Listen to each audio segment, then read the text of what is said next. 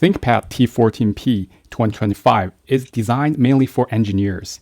However, it is not launched globally. It is just launched in a few countries. The closest thing you can get, similar to a T14p in many countries, is the P14s. Well, if you're interested in what Lenovo launches in some countries for their engineering-focused laptop look like, or if you're even thinking about importing one of these laptops, the T14p, this is the video for you. The Lenovo ThinkPad T14p and the P14s are similar in many aspects. However, there are a few main differences. One of the big differences is that the T14p 2025 has a 14.5-inch IPS fast refresh rate display. If you prefer an IPS display to view text and do your day-to-day work, this is one of the few choices there available for ThinkPad lineup with high-end IPS display. And other than that, this laptop, the ThinkPad T14p 2025, weighs about 1.64 kilograms, and the depth of this laptop is 21 millimeter to 22 millimeter. Definitely not the thin and light 14-inch laptop. It's more like a all-around 14-inch laptop. Plus, the size is slightly bigger than the 14-inch, right? It's a 14.5-inch. And the spec for the test unit I got here is that it has an Intel Core Ultra 9 285H CPU.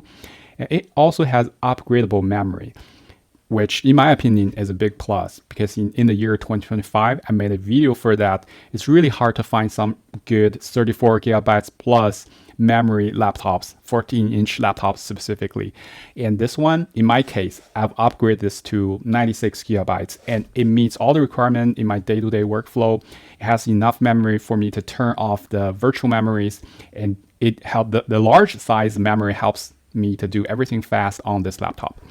The upgradability of SSD on this laptop is also great. It has one M2 2242 slot. It also has another M2 2280 standard SSD slot. And one thing a little special is the screen of this laptop. As we just mentioned, it's a 14.5-inch IPS display with 3K resolution. So it has slightly higher pixel density than the 2.8K 14-inch screen.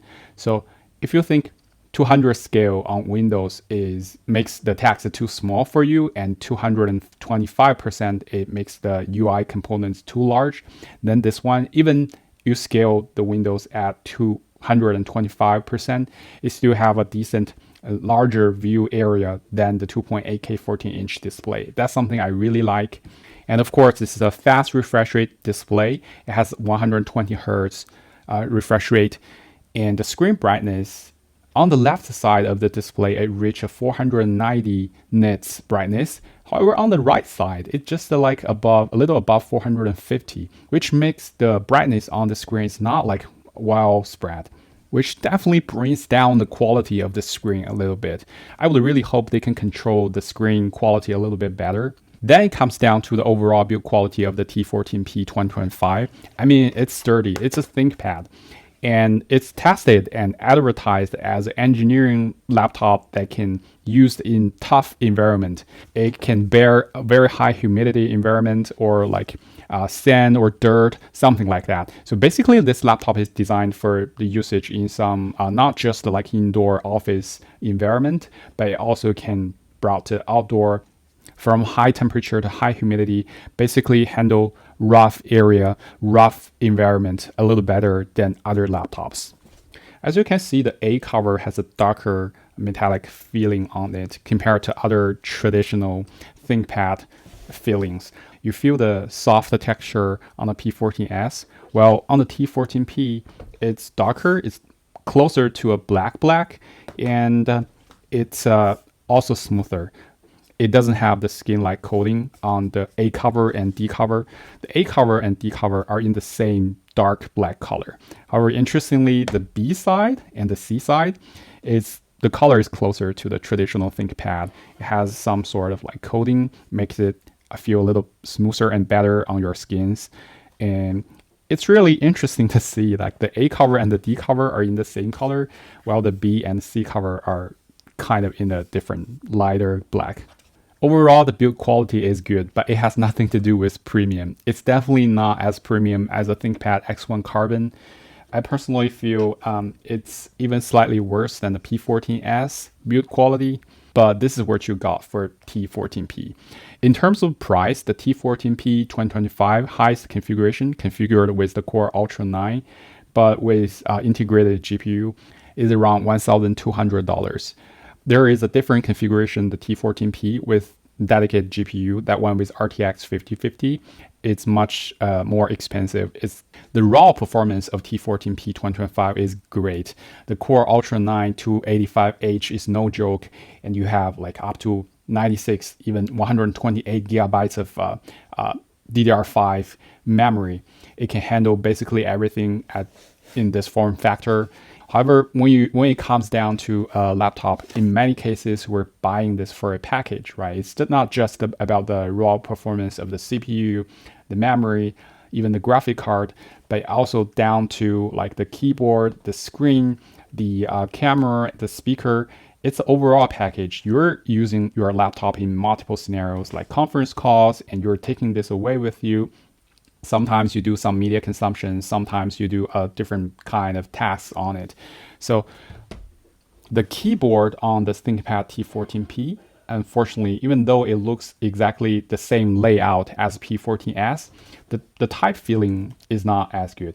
It has a like slightly lighter travel, and it has like much smoother like feeling on it.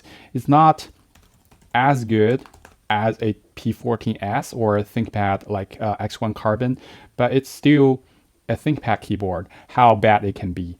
I'm just a little disappointed with the larger size form factor, the T14p. It does not have the best ThinkPad keyboard, and that's the keyboard. Next thing is the camera. T14p camera and microphone. Let me know how do you think the video and audio quality. I don't like that Lenovo or ThinkPad sometimes cut corners on the speakers and the cameras. Even though this laptop is like mainly designed for engineers, but engineers do have their like meetings, conference, and they do sometimes do media consumptions too, right? All of us sometimes have the requirement to like watch a movie, to listen to some music on it. But I have to report that the camera on this one, even it's an IR camera that can do Windows Hello sign in, that's kind of a standard thing. But the camera quality is really bad. And the speakers, these speakers are so, the sound is so poor. Like they're down-fairing speakers, and two of them in the position in the front of the laptop.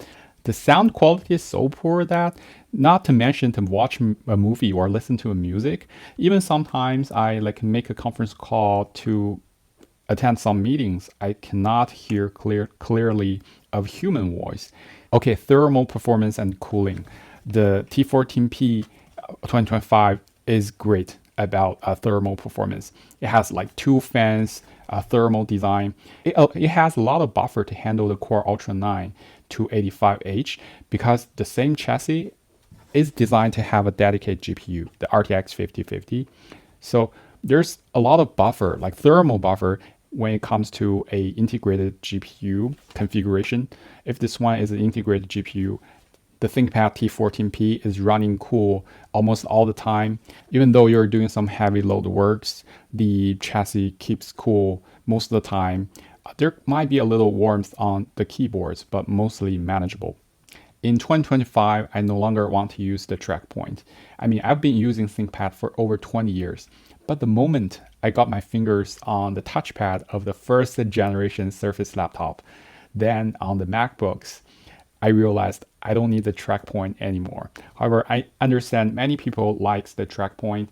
However, because of the track point, even though the size of the trackpad is decent, it leaves some space for the mouse keys. And the vertical space of the trackpad is taken by like 20%. I feel that I could use a larger size trackpad. I like the design of the ThinkPad X9's trackpad. I know it's controversial. Some people think that's not even a ThinkPad if you don't have a track point in the keyboard. And I also like the ThinkPad X1 Carbons with the haptic touchpad configuration. The one, it gives you the full size trackpad as well as kind of like maintain the mouse keys. Okay, so conclusion. ThinkPad T14p 2025 compared with P14s Gen 6, they both have great CPU options. The T14p has Intel Core Ultra 7 or Ultra 9 200 series H standard voltage CPUs, which has great performance. But the P14s also have great CPU options up to Ryzen AI 9 HX370. Both of them have upgradable memories, which is awesome, which is great. And you can upgrade the memories on your demand to up to like 96 gigabytes or even 128 gigabytes. And the T14p has a slightly larger and higher resolution display. If that's what you care, then the T14p has the upper hand on the screen. However, I think a standard 14-inch 2.8K OLED display is also a great option, and it's like the mainstream options for many Windows laptop nowadays. The build quality, even though T14p is advertised that can endure tough environment, I feel the P14s still have slightly better build quality. Both of the laptops have great port selections. They have full speed USB 4 or Thunderbolt 4 ports. They also have tons of other ports for any of your use cases as a 14-inch laptop. The speakers on both laptops are bad. The camera quality, however, is much better on the P14s versus the T14p. Both have decent thermal performance and low noise level, but the T14p is slightly better because the thermal system for T14p is designed to handle a discrete GPU. So unless you have some special requirement or preference to the display, to the screen, the T14p definitely doesn't worth you to import. If your country is not available for this configuration, the P14s can definitely handle the same requirements as the T14p 2025, if not even better. Alright, that's everything I want to share today. If you like the content, please like this video and consider to subscribe to the channel. I'll see you guys in the next one.